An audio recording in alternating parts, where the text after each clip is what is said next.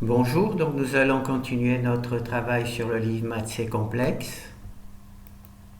C'est un wikibook. Alors on va dans Propriétés et applications, Gauss Jordan, les projections sur un sous-espace vectoriel. Donc ici il y a la théorie et ici vous avez chez CAD Academy une partie théorique. Alors on a A qui est un sous-espace vectoriel de R3 par exemple.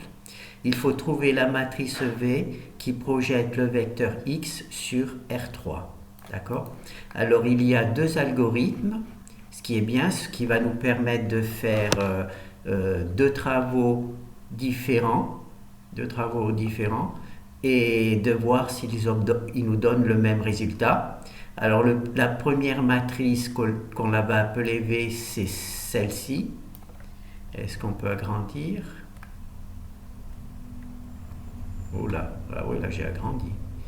Donc il suffit d'avoir A, d'en prendre la transposée, d'en prendre l'inverse, ensuite de multiplier tout ceci par la transposée et ensuite par A. D'accord, c'est cette opération-là.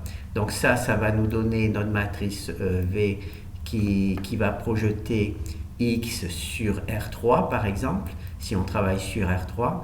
Il y a une deuxième manière. Alors on peut travailler à partir de A ou à partir de B. B, c'est une base pour le complément orthogonal de A. D'accord? B, c'est une base pour le complément orthogonal de A. Alors si vous avez vu les autres vidéos, pour calculer le complément orthogonal de A, il suffit de faire apparaître les variables libres. D'accord? Et les colonnes de variables libres sont une base pour le complément orthogonal de A. D'accord? Donc ici, on va faire le calcul directement. D'accord? Et ici, on va d'abord calculer B. Et ensuite, on va faire ce travail. On voit que ces deux formules sont les mêmes, à part la lettre, une CA et l'autre CB. Par contre, on fait la soustraction de moins la matrice identité et ensuite on fait ce travail-là qui est identique à celui-là, mais là on travaille avec la matrice A et là on travaille avec la matrice B qui est une base pour le complément orthogonal de A. Alors, pour nous, en langage C, ça ne fera pas de différence, mais parfois, si on fait les calculs à la main, il y en a une des deux méthodes qui est plus simple. Alors, tous les exemples sont faits en 4 parties. Cette première partie, d'accord, la A, elle fait tout simplement ce calcul, d'accord, la A fait ce calcul. La D, l'exemple D, il fait ce calcul, d'accord? Donc ce que l'on va faire, on va faire A et D et on va vérifier si on obtient le même résultat. Alors, et cette valeur-là, ce fichier-là, lui, il va calculer B, une base pour le complément orthogonal de A. Donc, ce truc-là, cette base pour le complément orthogonal de A sera calculée dans les fichiers C. D'accord? Et là, le fichier B, on va simplement vérifier qu'un système d'équations est bien, comment on dit, linéairement indépendant. On verra ça après. Donc, on va faire CA et CD. On va vérifier si on obtient bien la même valeur. Et ensuite, on verra dans C, voir comment on calcule le B. D'accord? Donc, c'est parti.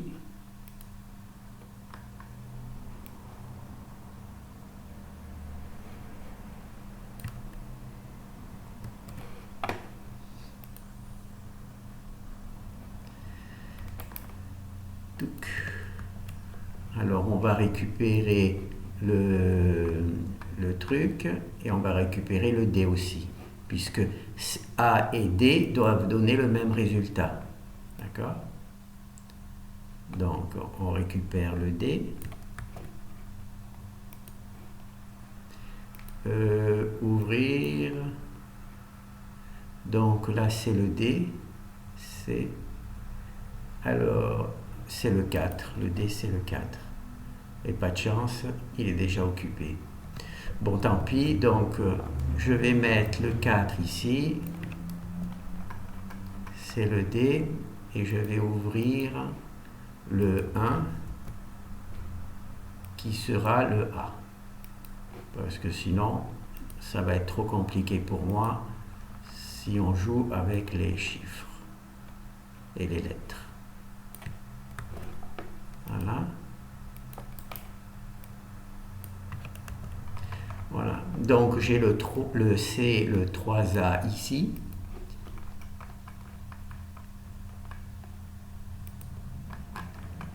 Le C3A ici qui utilise cet algorithme. D'accord? C'est l'algorithme le plus simple.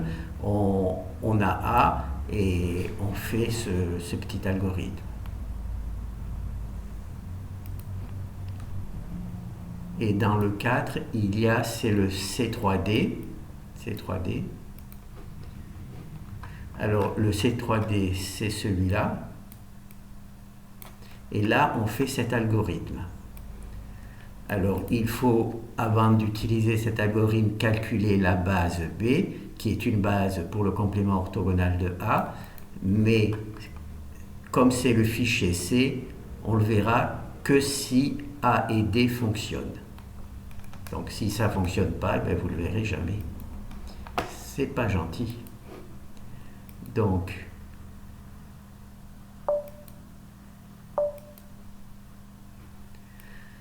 alors, donc on a A, qui est un sous-espace de R3. Il faut trouver la matrice de transformation qui va projeter X dans R3. Donc cette matrice, c'est celle-là. On va la... Non, la matrice, c'est ça. Voilà. Et la projection, l'opération, c'est celui-là. Donc je récupère l'opération, simplement pour en avoir une trace. Voilà, donc là, c'est l'opération. Alors, ici, on va voir le code. Donc on a une matrice 3-3, hein, 3-2. Il y a 3 lignes. 3 lignes. Et 2 colonnes, donc elle travaille dans R3. Il y a X qui est aussi dans R3 et on va essayer de trouver la matrice V à partir de A qui va projeter X sur R3. Donc la formule c'est celle-là, d'accord? C'est celle-là. Si vous ne la connaissez pas ou si vous ne savez pas d'où elle sort, il y a ici le sont 2 projections orthogonales qui est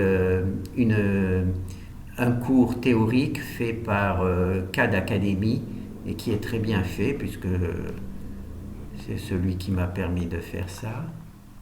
Donc là, je suis bloqué. Eh bien, je ne suis pas bloqué. Donc, vous avez ici la partie théorique. Nous, on va juste supposer que l'on comprend cette formule et qu'on comprend aussi cette formule et on va juste la tester.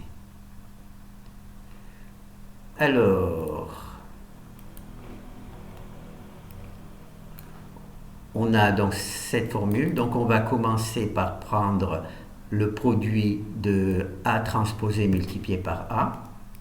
C'est ici, donc on commence par créer A transposé, puisqu'on a A mais on n'a pas A transposé, donc on le calcule. C'est le conjugué, hein, puisque comment ça s'appelle? Dans les complexes, en règle générale, quand on prend le transposé, c'est le conjugué. Ce n'est pas nécessairement le cas, mais dans tout ce travail, ça sera le conjugué. Donc on prend le conjugué transposé de A, d'accord? On obtient donc cette valeur-là. On va multiplier le conjugué transposé par A, hein, on multiplie le conjugué transposé par A, et donc on obtient cette valeur-là, d'accord? Ensuite, ici, on prend l'inverse de cette valeur-là, hein, qui est tout simplement cette opération-là, d'accord? Ensuite, on multiplie l'inverse que l'on a obtenu par le conjugué transposé de A. Hein, on le multiplie ici, c'est l'opération. Donc, on a fait toute cette partie-là. Maintenant, il nous reste pour obtenir V, le projecteur, que juste multiplié par A. Voilà, c'est ici qu'on multiplie par A. Voilà, et on obtient V. D'accord? Donc, c'est juste suivre l'algorithme mathématique. Et ici, naturellement, on visualise V, on visualise X, le X que l'on veut projeter, et ici, on multiplie V par X pour avoir la projection de X par V. D'accord? Donc, on va voir, oh là, d'accord. Donc là, c'est bon. Là, on est parti de A. Donc là, ce sont les opérations qu'on a vues. On prend le transposé conjugué de A. On multiplie ce transposé conjugué de A par A. On en prend l'inverse. Ensuite, l'inverse, on le multiplie par le transposé de A. C'est toujours la suite de cette opération. Et ensuite, on finit par multiplier par A. Ce qui nous donne V, la matrice que l'on cherche. Et ensuite, eh bien, on a notre matrice V, on a X, le vecteur sur lequel on veut travailler. On fait la multiplication de V par X et on obtient cette valeur-là. D'accord? Donc on va la mettre là. Tant pis, ce ne sera pas beau. Ce qui compte, c'est... Ah non, peut-être que... Voilà. Voilà. Donc ça, on a donc fait avec ces 3A qui travaillent sur cet algorithme. Maintenant, on va faire C3D qui travaille sur cet algorithme. Donc on va le récupérer. Bon, on le met en dessous. Allez. On truc comme ça, au cas où on en a besoin. Ah non, ça serait bien qu'on ne voit que lui. Donc lui, hop. Voilà, on ne voit que lui. Comme ça. Donc, on va repartir. Ah non, je ne peux pas fermer celui-là, puisqu'il faut que je le garde. Alors, le principe, on va passer ici. Donc ici, on a B, c'est-à-dire une base orthogonale de A. Il faudrait que B, une base pour le complément orthogonal de A. Donc là, on a B. Alors, si vous voulez savoir comment on obtient B, naturellement, c'est le fichier 3C qui va nous le donner. Donc là, pour l'instant, on va juste vérifier que A et D donnent les mêmes valeurs. Donc, alors, B est une base pour le complément orthogonal de A. C'est cette valeur-là. On a toujours notre X. Et ensuite, là, directement, bon, ben, on ne va pas regarder la création des matrices. Alors, on va commencer par imprimer B.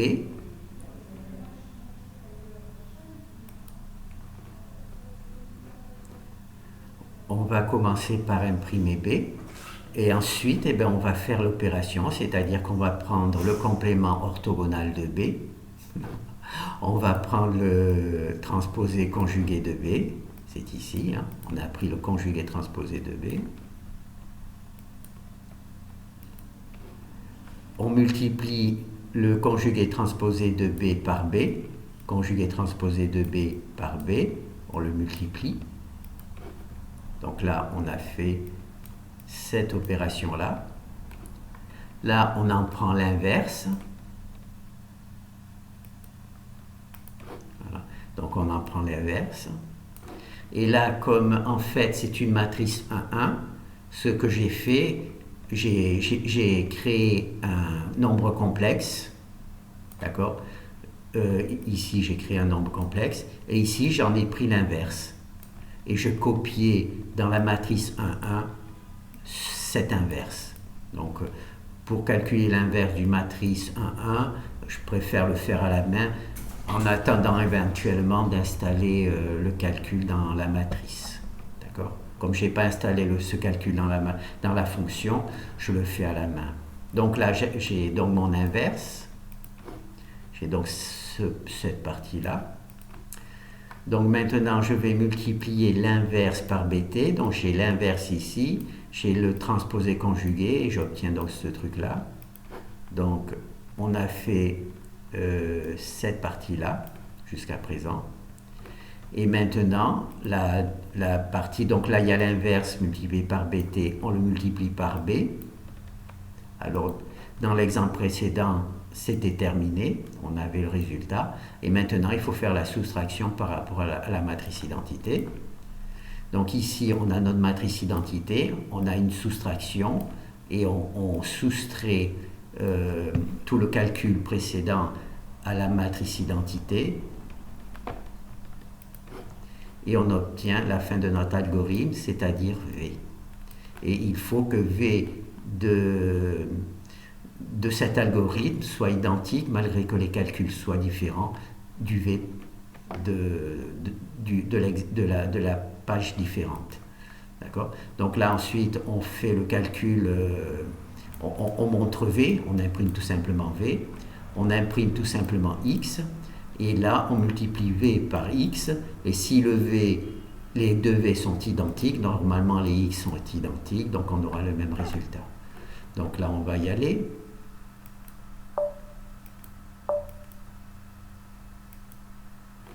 Alors ici, on a notre matrice qui est B qui est une base pour le complément orthogonal de A. Donc ça, on a notre matrice. On va voir tout à l'heure comment la calculer. Donc maintenant, on va tout simplement calculer étape par étape cette partie-là. Alors là, on prend le conjugué transposé de B. Là, on multiplie B par le transposé conjugué par B, d'accord, et on obtient une matrice, comment ça s'appelle? Une matrice 1, 1. C'est pour ça que je calcule l'inverse à la main, en quelque sorte, d'accord. Ce calcul à la main,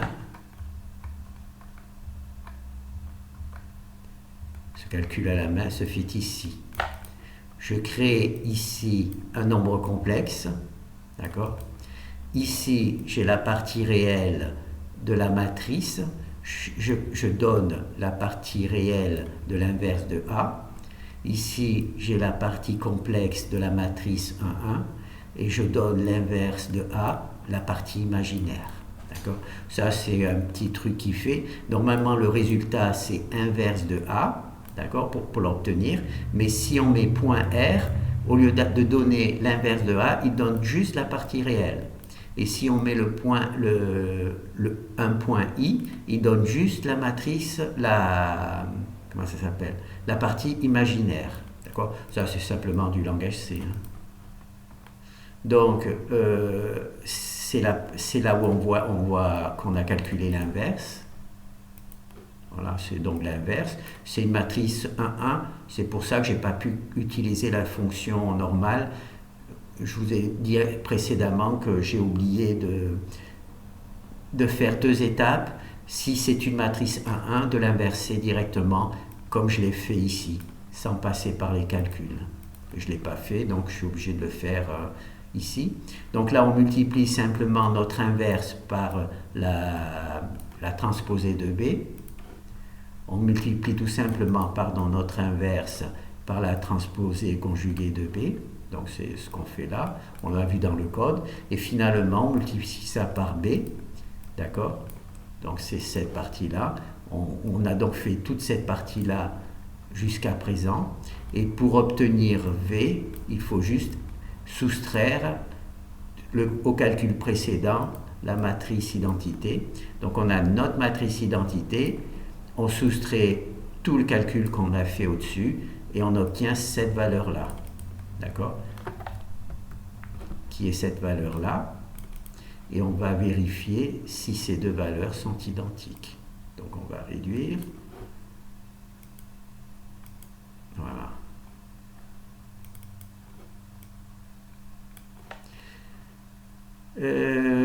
Pourquoi tu n'as pas... Ah, parce que tu es plus petit.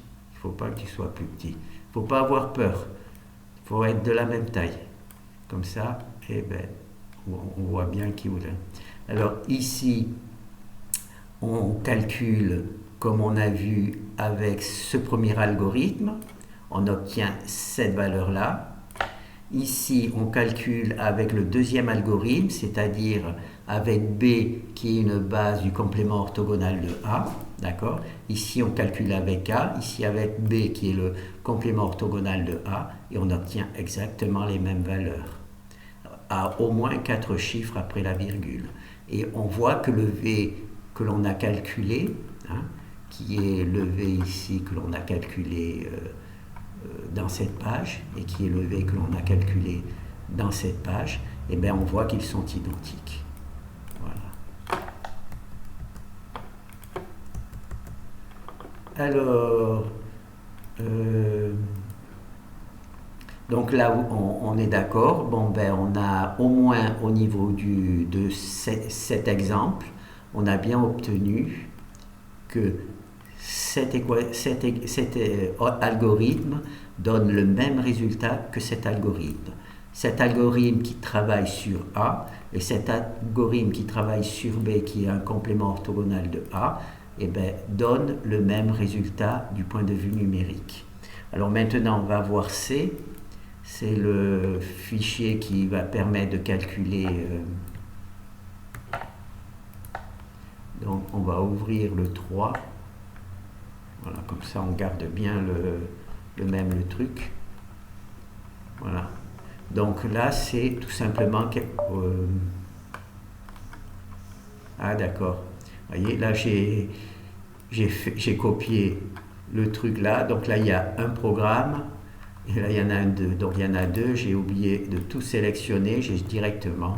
Voilà, maintenant, c'est bon.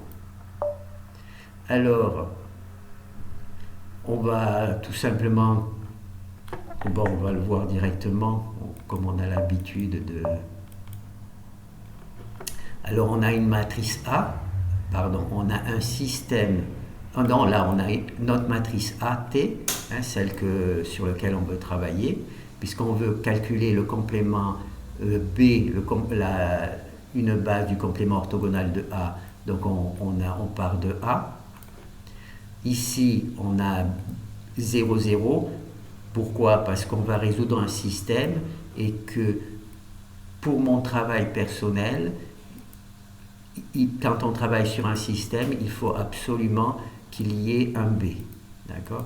Donc peut-être qu'il est possible avec d'autres systèmes de ne pas introduire le B, mais pour moi il faut qu'il y ait un B, donc je rentre la valeur du... On a donc notre système d'équation, et quand on va résoudre ce système, en introduisant les variables libres, on va avoir notre matrice qui est complément orthogonal de A. Donc là on a fait le calcul. D'accord? Et on a déjà le résultat ici. Alors on va voir le code.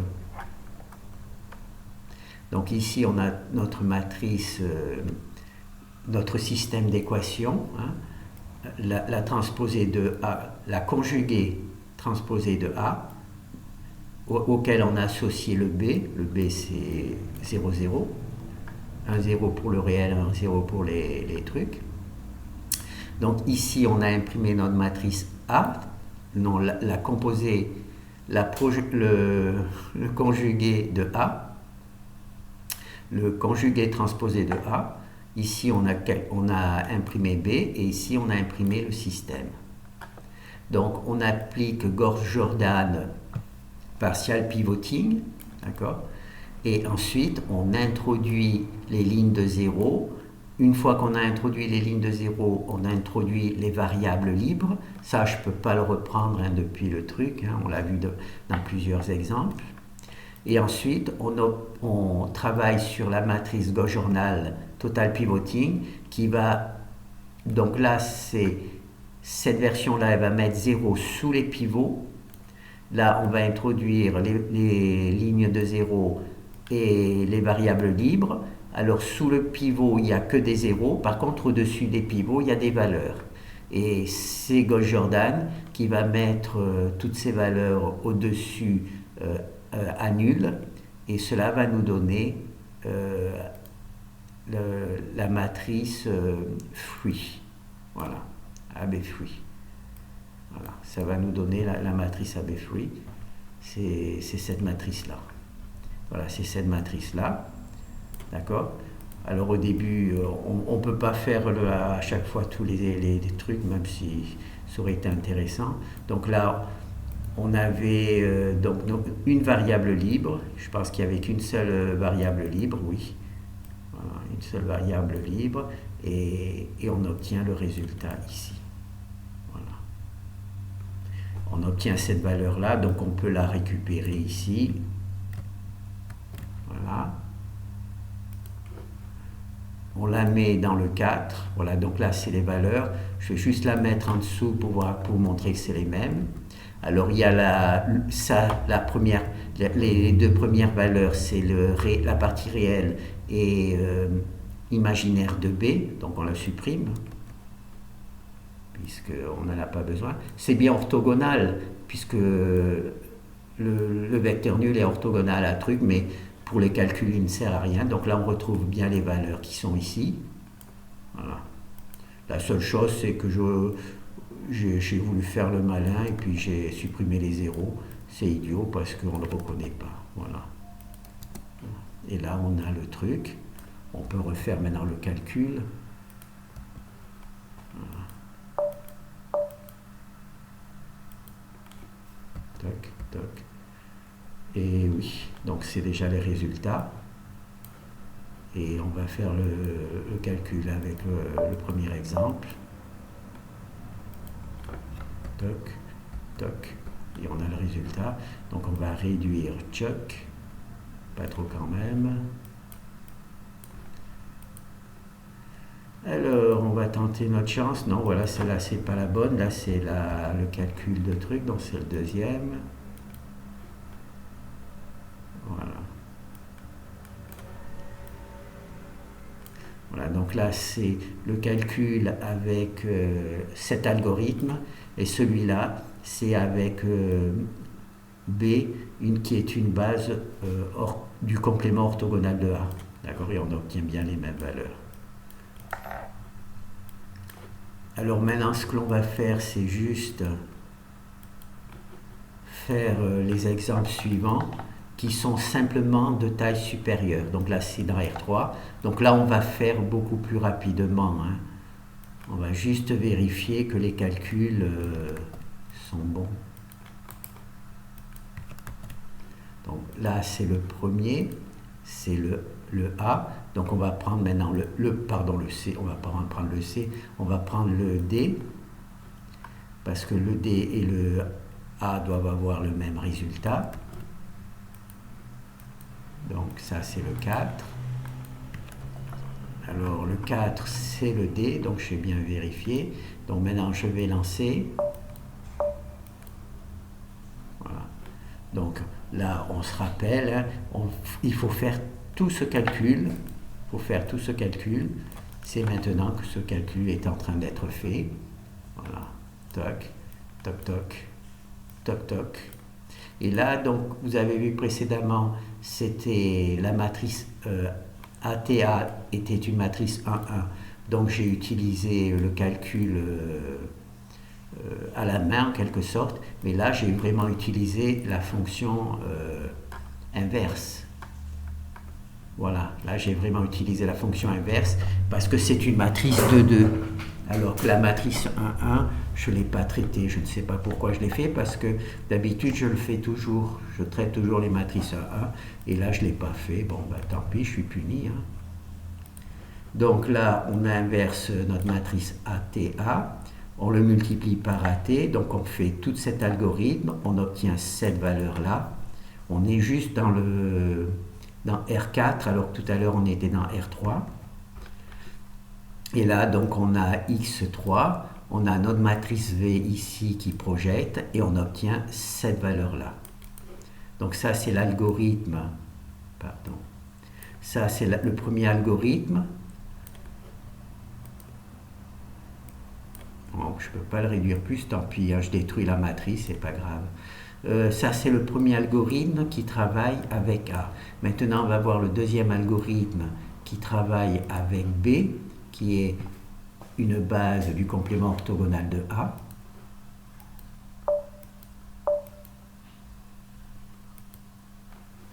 Voilà, donc la CB qui est une base du complément orthogonal de A.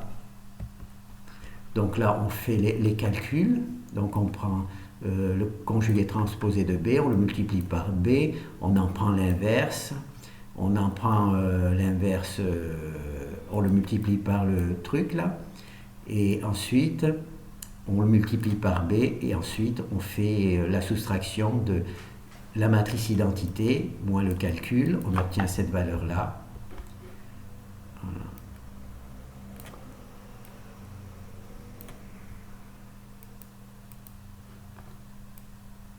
Voilà. Et on obtient les mêmes valeurs. Vous voyez, on obtient les mêmes valeurs. Le problème, c'est que pour la matrice, oh bon, on va être obligé de le faire, tant pis. Voilà. La matrice V, bon, ça, on voit que c'est les mêmes valeurs. Cette matrice-là et cette matrice-là ont les mêmes valeurs. D'accord?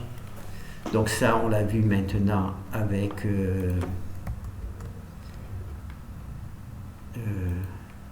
on l'a vu avec le travail dans R4, donc on va juste voir C3, le C qui permet d'avoir la base B, comme ça on vérifie que l'on a bien la base B, donc on va le mettre dans le C3, donc on va lancer, voilà, donc on a A, on a B, on a notre système d'équations.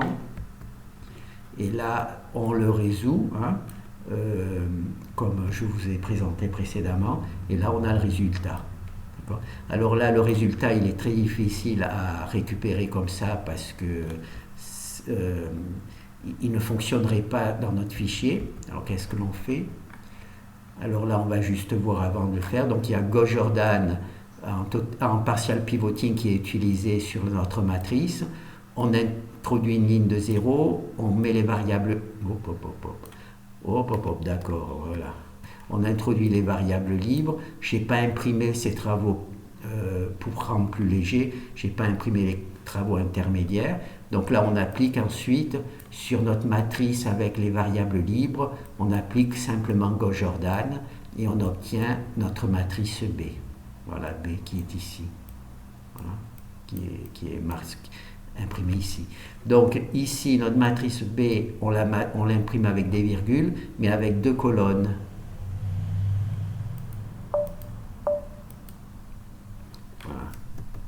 Voilà, notre matrice B, elle est imprimée avec des virgules, voilà, pour entrer dans le langage C.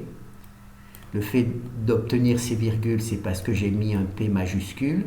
S'il y a un P minuscule, il n'y a pas de virgule. S'il y a un P majuscule, il y a des virgules. Voilà, c'est comme ça que j'obtiens. Par contre, là, j'ai un problème, c'est que je ne peux pas récupérer cette valeur-là parce qu'elle ne va pas rentrer correctement dans mon fichier. Alors, qu'est-ce que l'on fait dans ce cas-là? Eh bien, on va mettre C10, par exemple. D'accord? C10.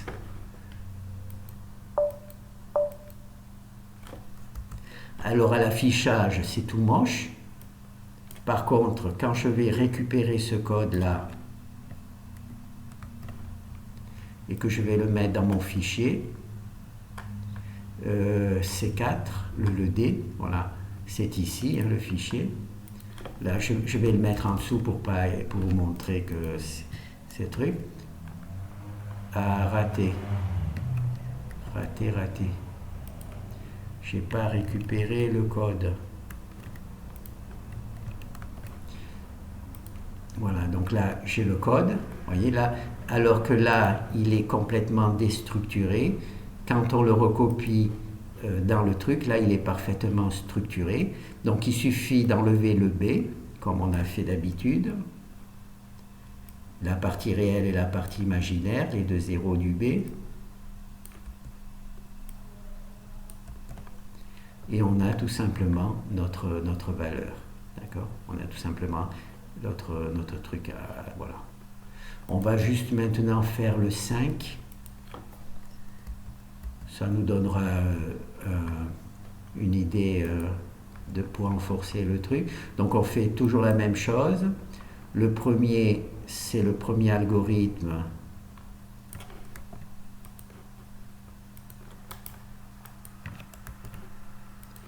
C'est le premier algorithme, c'est le 5, c'est celui-là, cet algorithme-là. Ensuite, on prend le D qui est le deuxième algorithme avec B.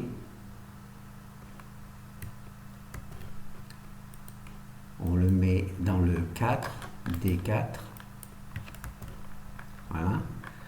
Alors ici, le B, on se rappelle, hein, on le calcule grâce au fichier qui est C. D'accord? Nous, on a juste un oh ben, je peux l'introduire directement, le C. Voilà, donc là, c'est le C, qui est le 3. J'aurais mieux fait de donner les mêmes lettres au fichier, mais enfin, je n'ai pas assez d'intelligence pour ça.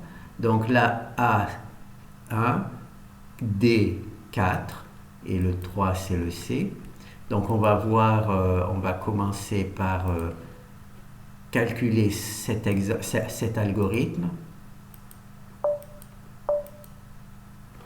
Donc on a toujours notre A. Cette fois-ci, on est dans R5. Donc il y a 5 lignes. Il y a toujours 2 colonnes, mais il y a 5 lignes. Et donc on va essayer de faire tout ce calcul. Donc il y a le transposé conjugué de A. On le multiplie par A. On en prend l'inverse. On le multiplie par A transposé par le conjugué de A. Et ensuite, on multiplie par A et on obtient cette valeur-là. Et cette valeur-là, CV, c'est notre matrice qui va transformer X, qui va projeter X dans R5, dans ces trucs. Et là, on obtient le résultat ici. Voilà, le projeté. On a multiplié cette valeur-là par X, ou V par X, et on obtient cette valeur-là. Donc là, on va fermer. Donc malheureusement, là, on détruit un petit peu la présentation des matrices. On va juste conserver le résultat, c'est celui-là.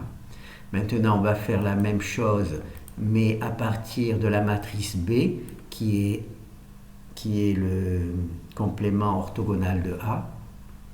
Donc on va faire ça avec la matrice B. Alors la même chose, là c'est notre matrice B qui est le complément orthogonal de A, que l'on va calculer ici, dans le 3. Oh oh, oh oh. Alors là il y a le calcul à faire. Donc ici il y a le transposé conjugué de B. On le multiplie par B. On en prend l'inverse. On prend l'inverse que l'on a obtenu, on le remultiplie par le conjugué de B. On fait tout ce calcul-là, on le remultiplie par B, et ensuite, on prend la matrice identité, on soustrait tout le calcul précédent. Là, je vais peut-être vous montrer, voilà, donc là, c'est bien présenté. Et ici, donc, on a notre matrice de projection. Et ici, on a donc notre résultat. On va voir si c'est le même. Alors, hop, hop. Voilà. Alors, ça serait bien que vous ayez la même hauteur. Il n'y a pas de petit, il n'y a pas de grand. C'est juste une question de... Hop, voilà. On a bien les mêmes valeurs des deux côtés. Une fois en utilisant A, et une fois en utilisant B, le complément orthogonal de A, complément orthogonal de A. Et on obtient les mêmes valeurs. Et là, on obtient naturellement la même matrice V, puisque c'est elle qui permet d'obtenir les mêmes valeurs. Donc là, c'est bon.